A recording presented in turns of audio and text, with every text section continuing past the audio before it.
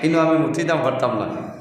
ও 1 ইঞ্চি পরিমাণ ইটও দেবা নাই, খুন্থা নাই, ওলা প্লেট এখান আছে না নি, ওখান দিয়া তুই আসছে বেটাই ফেসাব করতে গেলা কোন চাই ফেসাব করার বাদে ঠাইছে হইব না নি, আমার ডাল লইস না, আমারে বেটায় বলেরত করে শিলচর তলে আনছে, আবার রিটার্ন করিয়া যা।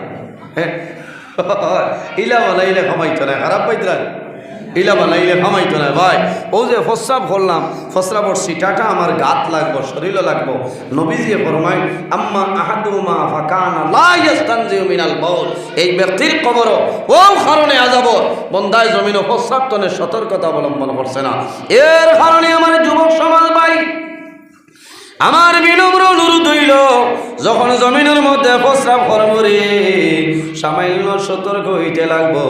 বন্দা জমিন পেশাব করার সময় খেয়াল রাখতে লাগবো, এই প্রস্রাবর কাতরা যদি তোমার শরীরে লাগে যায়, তোমার কাপড়ের মধ্যে লাগে যায়,